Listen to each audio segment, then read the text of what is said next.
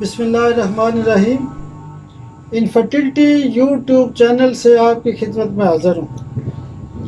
آج کا جو ہمارا ٹاپک ہے وہ ہومیوپیتھک کی ایک خاص دوائی ہے، اس کا نام ہے ایکس ریز۔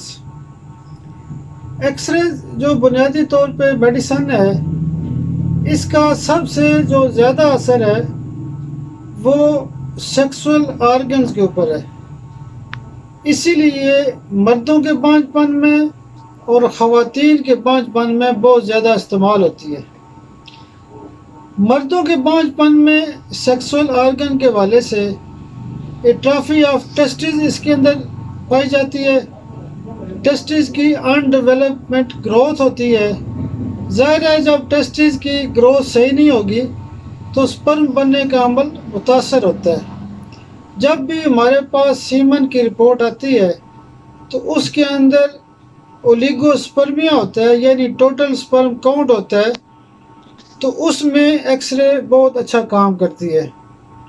مردوں کے حوالے سے سیکس کی خواہشات بھی کم ہوتی ہیں اور وہ ذہنی طور پہ اور جسمانی طور پہ بہت زیادہ کمزور ہوتے ہیں۔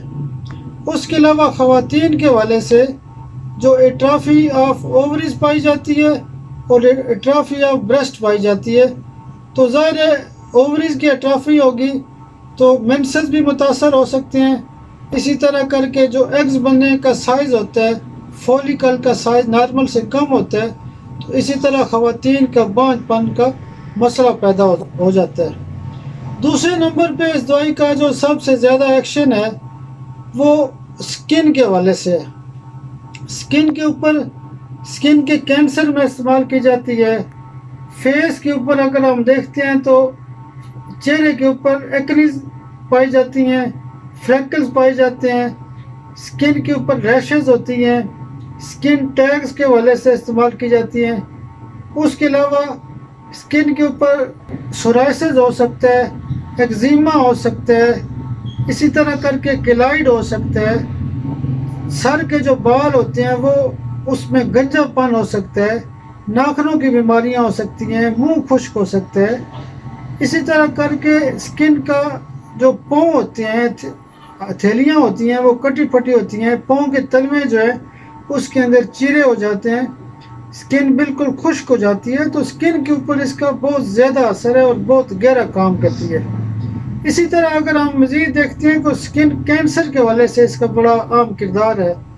سکن کینسر کے حوالے سے سب سے زیادہ جو عام قسم کا کینسر ہوتا ہے، بیزل سیل کارسینوما ہوتا ہے، اس میں اس کا بہت اثر ہے۔ یعنی جو بنیادی سکن کے اندر جو یعنی سکن کو بنانے والے جو سیلز ہوتے ہیں اس کے اوپر اس کا اثر بہت زیادہ ہے۔ اسی طرح کر کے سکیمس سیل کارسینوما کے حوالے سے اس کا رزلٹ بہت زیادہ ہوتا ہے۔ اور جو سکن کے جو بنیادی سیلز ہوتے ہیں، میلینوسائٹس، اسی طرح جو میلانوما ہوتا ہے جو سکن کا ایک بڑا کینسر ہوتا ہے، اس والے سے بھی اس کے رزلٹ بہت زیادہ ہوتے ہیں۔ ایکس رے ایک ایسی میڈیسن ہے جو سیل لیول پہ کام کرتی ہے، جینز لیول پہ کام کرتی ہے، سیل کے اندر جو میٹابولزم ہوتا ہے اس کے اوپر کام کرتی ہے، اس لیے اس کا سکن کے حوالے سے بڑا گہرا اثر ہے۔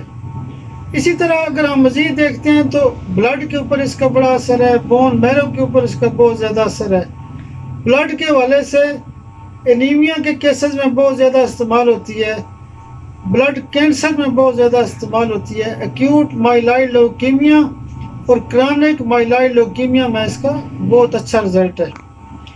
انیمیا کے حوالے سے اگر ہم دیکھتے ہیں تو ایک بیماری ہوتی ہے اے پلاسٹک انیمیا۔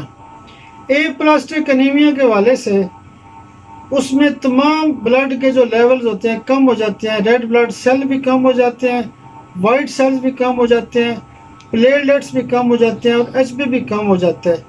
اس لیے یہ بون میرو کو ایکٹیو کر کے یہ تمام جو مسائل ہوتے ہیں اس کو حل کرتی ہے۔ بون میرو کے پیچھے بھی جو ہے نا ٹی سیلز ہوتے ہیں، تھائمس گلینڈ سے جو ایکٹیو ہوتے ہیں، اس کے اوپر بھی اس کا بہت اچھا اثر ہے۔ اسی طرح کر کے اگر ہم مزید دیکھتے ہیں تو یہ بھی تجربے میں دیکھا گیا کہ بہت ساری جو دوائیاں ہوتی ہیں جیسے سفلینیم ہے، ٹیوبرکلائنم ہے، آرامٹ ہے، کلکیریا کارب ہے، سیپیا ہے، اور بہت ساری ایسی دوائیں ہیں کہ جو روٹین میں کام نہیں کرتی، تو اس میں جب ہم ایکس رے دیتے ہیں تو اس کے بعد یہ دوائیاں بھی کام کرنا شروع کر دیتی ہیں۔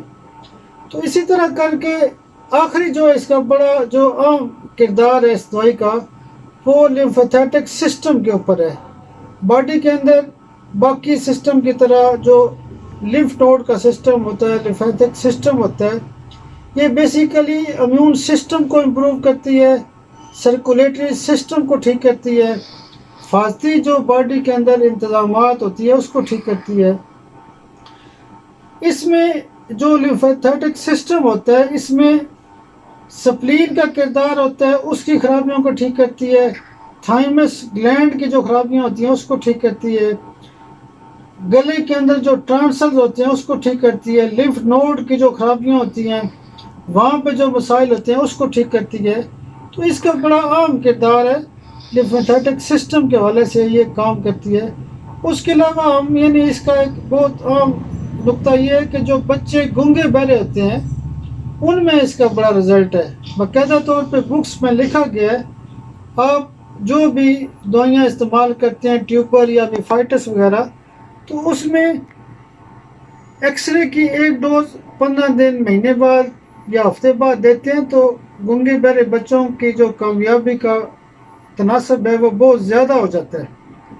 تو اسی طرح کر کے اگر کوئی بندہ ایکس رے ریڈیشن سے متاثر ہے یا اس کو ایکس رے کی انجری ہوتی ہے تو اس کو بھی یہ ٹھیک کرتی ہے۔ گردوں کے اوپر اس کے اثرات یہ ہیں کہ گردوں کی ایک بیماری ہوتی ہے اولیگو یوریا، یعنی جسم کے اندر پیشاب کم آتا ہے، جبکہ مریض کہتا ہے کہ میں تو پانی زیادہ پیتا ہوں، پانی پتہ نہیں کہاں اندر ہی اندر جذب ہو رہا ہے، چونکہ یہ لیکوڈ کو بیلنس کرتی ہے، اس لیے یہ اولیگو یوریا کی بھی خاص دوائی ہے۔ اس کے علاوہ ایک دوائی ہوتی ہے، ایک بیماری ہوتی ہے اینورزم۔ آج کل یہ ایک بہت بڑا مسئلہ ہے کہ جوان جو بچے ہیں وہ اس وجہ سے بھی کھانا نہیں کھاتے کہ شاید ہمارا وزن نہ بڑھ جائے۔ تو اینورزم، اس میں جسم سوکھ جاتا ہے، لوگ سمجھتے ہیں کہ پتہ نہیں شاید ٹی بی ہے، کیا مسائل ہے، خوراک نہیں ملتی۔ تو اینورزم میں بھی اس کا بہت عام کردار ہے۔ نیند کے حوالے سے اس کے بڑے مسائل ہیں کہ مریض کو نیند کم آتی ہے اور وہ تھوڑی دیر بعد سوتا ہے پھر جاگ جاتا ہے، یعنی اس کی نیند ڈسٹرب ہوتی ہے۔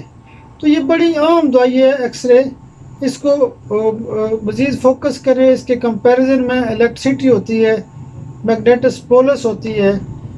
تو اس میں اکثر ایک بیماری ہوتی ہے وارٹی گروتھ، سے یہ مراد ہوتی ہے کہ ناخنوں کے اوپر نہ ایک عجیب باریک قسم کے وارٹس ٹائپ عجیب سی اسکن جیسے گچھا سا بن جاتا ہے، اسکن خراب ہو جاتی ہے۔ تو اس کے بڑے عام اثرات ہیں۔ تو انشاءاللہ آپ سے رابطہ رہے گا۔ میرا جو نیا گروپ ہے infertility and other diseases group by doctor Waqar Bhatta, اس میں بھی روزانہ کی بیس کے اوپر نالج شیئرنگ اور باقی مسائل کے اوپر بات کی جاتی ہے۔ تو آپ سے رابطہ رہے گا۔ بہت شکریہ، بہت شکریہ، بہت شکریہ۔